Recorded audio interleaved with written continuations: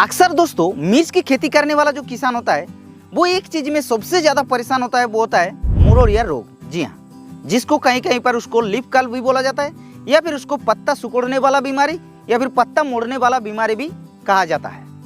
लेकिन हाँ, आज से आप लोगों को इससे कोई परेशान होने का जरूरत नहीं है, क्योंकि आज हम आप लोगों के लिए ले आए पत्ता मुड़ने वाला जो बीमारी होता है या फिर जो मुरोरिया रोग होता है उसको कंट्रोल करने का नया तरीका 2024 में। जी हाँ, और मैं गारंटी के साथ बता रहा हूँ, अगर आप लोग इस नए तरीका को इस्तेमाल करते हैं मिर्च की खेती में इस पत्ता मुड़ने वाला बीमारी या फिर जो मुरोरिया रोगों को कंट्रोल करने के लिए, तो मैं गारंटी के साथ बता रहा हूँ भी 100% ये कंट्रोल कर देगा। तो क्या है ये नया तरीका, चलिए आप लोगों को बताते हैं। तो दोस्तों सबसे पहले इस नए तरीका को जानने से पहले थोड़ा सा मैं ये बता देता हूँ उन लोगों के लिए जो लोगों को मुरोरिया रोग क्या होता है या फिर कैसे मिर्च की फसल के अंदर अटैक करता है वो ही पता नहीं है। उन लोगों के लिए ये थोड़ा सा हम बता देते हैं। सबसे पहले मुरोरिया रोग होता क्या है।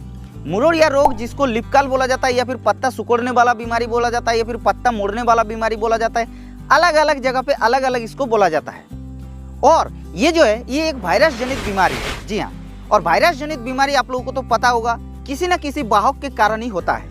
ऐसे नॉर्मली ये नहीं होता है, जैसे कि थ्रिप्स हो गया, माइट्स हो गया या फिर व्हाइट फ्लाई हो गया यानी कि सफेद मक्खी हो गया। ये सारे जो चूसक कीट होता है उसकी वजह से वायरस रोगों का प्रकोप होता है। लेकिन मिर्च की खेती में थ्रिप्स और माइट की वजह से ज्यादातर मुरोरिया रोगों का प्रकोप होता है। व्हाइट फ्लाई के ऊपर उतना ज्यादा प्रकोप नहीं होता है।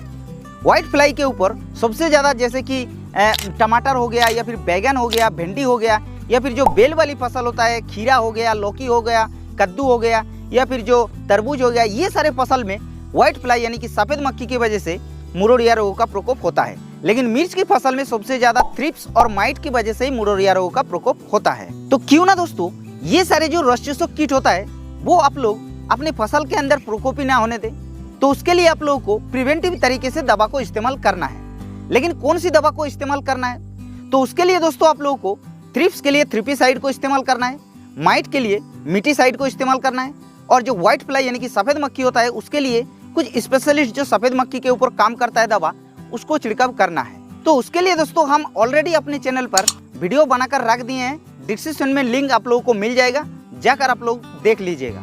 अब सवाल आती है कि भाई अगर हमारे मिर्च के फसल के अंदर किसी भी तरीके से ये चूसक कीटों का प्रकोप हो जाता है और मिर्च में पत्ता मुड़ना बीमारी जो होता है या फिर जो मुरोरिया रोग होता है उसका प्रकोप ऑलरेडी हो चुका है, तब हम लोग इसको कैसे कंट्रोल करेंगे। तो देखिए उसके लिए तो आप लोगों को बहुत सारा वीडियो मिल जाएगा कि किसी वीडियो में ये दवा बताया, उसको कंट्रोल करने के लिए इस दवा को इस्तेमाल कर दीजिए वो कंट्रोल हो जाएगा, या फिर किसी वीडियो में इस दवा को इस्तेमाल कर लीजिए वो भी कंट्रोल कर देगा। और ऐसा हमने भी बहुत सारे वीडियो में आप लोगों को बता चुके हैं कि ये सारे दवा को इस्तेमाल कर दीजिए, आसानी से वो मुरोरिया रोग कंट्रोल हो जाएगा। और ऐसे पहले कंट्रोल भी होता था, लेकिन आजकल ऐसा नहीं हो रहा है। तो सवाल ये आती है कि आजकल हम लोग उसको कैसे कंट्रोल करेंगे, क्योंकि आजकल तो कुछ ज़्यादा ही परेशान कर रहे हैं मिर्च की खेती में या फिर शिमला मिर्च की खेती में भी, क्योंकि शिमला मिर्च की खेती करने वाला जो किसान होता है उन लोगों के लिए भी यही जो रोग होता है सबसे ज़्यादा परेशान करता है। तो सवाल ये आती है कि भाई आजकल हम लोग उसको कैसे कंट्रोल करेंगे। और इसीलिए दोस्तों आज हम आप लोगों के लिए जो नया तरीका आप लोगों को बताने जा रहे हैं 2024 में मुरोरिया रोगों को कंट्रोल करने के लिए, वो आप लोग ध्यान से देख लो। देखिए पहले क्या होता था, किसी भी एक दवा को इस्तेमाल कर देंगे मिर्च की खेती में तो वो ऑटोमेटिकली कंट्रोल कर देता था। लेकिन आजकल ये ऐसा करने में कंट्रोल नहीं हो रहा है। इसके पीछे क्या कारण है, इसके पीछे कारण है कि चूसक कीट के अंदर रेसिस्टेंट पावर डेवलप हो जा रहा है, जिसके कारण ये कीट कंट्रोल नहीं हो रहा है। और इसलिए हम लोगों को आंखों से दिखाई नहीं दे रहा है कि पत्ता मुड़ने वाला जो बीमारी है वो कंट्रोल हो रहा है कि नहीं हो रहा है। तो उसके लिए जो दोस्तों आप लोगों को करना है वो क्या करना है, नए तरीका को इस्तेमाल करना है 2024 में, और जो अभी आप लोगों को बताने जा रहे हैं। लेकिन उससे पहले आप लोगों को एक चीज बता देते हैं, अगर माइट का प्रकोप होता है या फिर जो व्हाइट फ्लाई का प्रकोप होता है उसके लिए जो स्पेशलिस्ट दवा होता है, जैसे कि व्हाइट फ्लाई के लिए आप लोगों का स्पेशलिस्ट दवा कुछ है, मोवेंटो एनर्जी वगैरह, या फिर और भी बहुत सारी दवा है, उसको इस्तेमाल करके व्हाइट फ्लाई का तो कंट्रोल कर देते हैं। उसके साथ साथ जैसे कि माइट का अगर प्रकोप होता है तो माइट के लिए भी जैसे कि एबासिन हो गया या फिर ओबेरॉन हो गया, उसको इस्तेमाल करके वो भी कंट्रोल हो जाता है। लेकिन थ्रिप्स जो होता है वो आजकल कंट्रोल बिल्कुल नहीं हो रहा है, ऐसे सिंपली जो थ्रिपीसाइड को इस्तेमाल करते हैं उसको इस्तेमाल करके। जी हाँ, तो देखिए उसके लिए आप लोगों को सिंपली एक दवा को स्प्रे करने से नहीं कंट्रोल होगा थ्रिप्स को कंट्रोल करने के लिए। उसके लिए आप लोगों को 3-4 दवा को एक साथ में कॉम्बिनेशन बनाना है, और वही कॉम्बिनेशन अभी आप लोगों को 3 कॉम्बिनेशन बताएंगे। और इस 3 कॉम्बिनेशन में से किसी भी एक कॉम्बिनेशन को इस्तेमाल करते हैं थ्रिप्स के लिए तो वो 100% वो कंट्रोल कर देगा। तो वो कौन सा 3 कॉम्बिनेशन है, चलिए आप लोगों को बता दें। तो सबसे पहला कॉम्बिनेशन जो दोस्तों होता है वो होता है प्रोफेनिलाइड प्लस इमिडाक्लोप्रिड प्लस फिप्रोनिल। जी हाँ, अगर आप लोग बोलेंगे भाई इतना सारा कंपोजिशन को एक साथ में मिश्रण कर देंगे तो क्या फसल के अंदर नुकसान पहुंचाएगा? बिल्कुल नहीं। हमने इसको ट्रायल किया है अपने फसल के अंदर, तभी आप लोगों को बता रहे हैं। कोई टेंशन लेने का बात नहीं है। लेकिन हाँ, खर्चा आप लोगों का थोड़ा सा ज्यादा होगा, लेकिन कुछ नहीं कर सकते हैं दोस्तों, खर्चा आप लोगों को करना ही है, तभी आप लोगों का थ्रिप्स कंट्रोल होगा।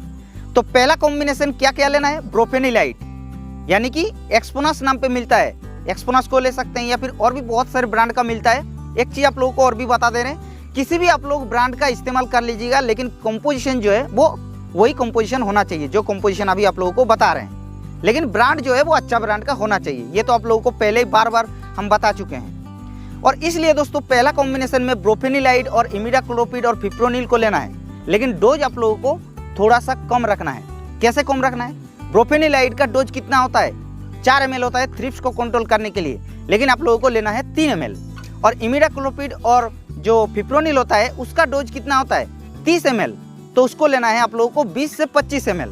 और इस तरीके से घोल को बना करके आप लोगों को पहला कॉम्बिनेशन के अंदर डाल देना है।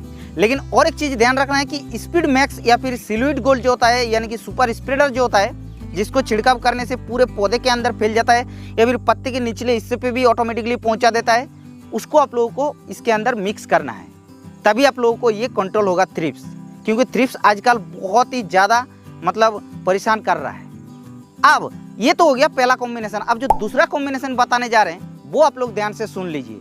तो दूसरा कॉम्बिनेशन के अंदर आप लोगों को सबसे पहला जो दवा रखनी है वो होता है स्पाइनोट्राम। स्पाइनोट्राम रखना है, और उसके साथ साथ आप लोगों को क्या दवा लेना है, वो होता है प्रोफेनोफॉस। जी हाँ, और उसके साथ साथ आप लोगों को डाइफेनथ्यूरोन को लेना है। स्पाइनोट्राम और डाइफेनथ्यूरोन का अगर आप लोगों को एक साथ में कॉम्बिनेशन लेना चाह रहे हैं तो आप लोगों को ट्रासिड नाम पे मिल जाएगा, उसको भी ले सकते हैं। तो अलग अलग से आप लोगों को नहीं लेना है। और उसके साथ साथ जो बताया कौन सा दवा, प्रोफेनोफॉस, प्रोफेनोफॉस को आप लोगों को 20 ml लेना है। और अगर आप लोग ट्रासिड को लेते हैं तो आप लोगों को 20 से 25 ml उसको भी लेना है। और अगर आप लोगों को ट्रासिड नहीं मिलता है तो आप लोग स्पाइनोट्राम को ले सकते हैं 8 ml, जो कि 10 ml डोज होता है, लेकिन 8 ml लेना है। और उसके साथ साथ डाइफेनथ्यूरोन का डोज होता है 15 ग्राम, लेकिन आप लोगों को लेना है 8 से 10 ग्राम। और जो अभी आप लोगों को प्रोफेनोफॉस बताया उसका डोज कितना होता है 30 ml, लेकिन आप लोगों को 20 ml लेना है। तो समझ में आ गया आप लोगों को? गलती से आप लोगों को डोज को ज़्यादा मात्रा में मत लीजिएगा, नहीं तो आप लोगों को नुकसान भी पहुंचा सकते हैं। तो इस तरीके से दूसरा कॉम्बिनेशन इसको इस्तेमाल करना है। अब तीसरा कॉम्बिनेशन जो होता है वो आप लोग ध्यान से सुन। तो तीसरा कॉम्बिनेशन के अंदर पहला जो दवा रखनी है वो होता है फ्लुक्सीमेटामाइड। जी हाँ, जिसको ग्रासिया नाम पे आप लोग जानते हैं। और उसके साथ साथ एसीफेट को लेना है और इमिडाक्लोप्रिड को लेना है। अगर आप लोग चाहे तो लेंसार गोल्ड को भी ले सकते हैं, क्योंकि उसके अंदर आप लोगों को एसीफेट और इमिडाक्लोप्रिड दोनों कॉम्बिनेशन एक साथ में दिया गया है। इसलिए आप लोगों को ग्रासिया को लेना है 8 से 10 ml, और उसके साथ साथ लेंसार गोल्ड को लेना है। इस एक्चुअली डोज कितना है 30 ग्राम, लेकिन लेना कितना है 20 ग्राम। और इस तरीके से घोल को बना करके आप लोगों को थर्ड कॉम्बिनेशन के अंदर स्प्रे करना है। और हाँ, लेंसार गोल्ड अगर नहीं मिलता है तो आप लोग अलग अलग से एसीफेट या फिर इमिडाक्लोप्रिड मिल जाएगा, उसको भी ले सकते हैं। तो इस 3 कॉम्बिनेशन को आप लोगों को दोस्तों तभी इस्तेमाल करना है जब आपके मिर्च के फसल के अंदर मुरोरिया रोग कंट्रोल नहीं हो रहा है, तब आप लोगों को इस कॉम्बिनेशन को इस्तेमाल करना है। तो आप लोगों को पूरे डिटेल्स में समझ में आ गया होगा कि हम कौन सा नया तरीका बताने जा रहे थे। तो यही है नया तरीका 2024 का, जो कि आप लोगों को आसानी से बिल्कुल सरल तरीके से हमने बता दिया है, और इसको इस्तेमाल करके बिल्कुल 100% वो कंट्रोल कर देगा। तो इस वीडियो में बस इतना ही। अगर वीडियो अच्छा लगा तो वीडियो को एक लाइक कर देना है। और हाँ, अगर आप लोगों का मन में कुछ सवाल रहेगा तो आप लोग नीचे कमेंट कर देना है। और अगर हमारे इस चैनल पर पहली बार आ रहे हैं तो चैनल को सब्सक्राइब जल्दी कर लीजिएगा, क्योंकि हम इस चैनल पर ऐसा न्यू वीडियो आप लोगों के लिए डालते रहते हैं।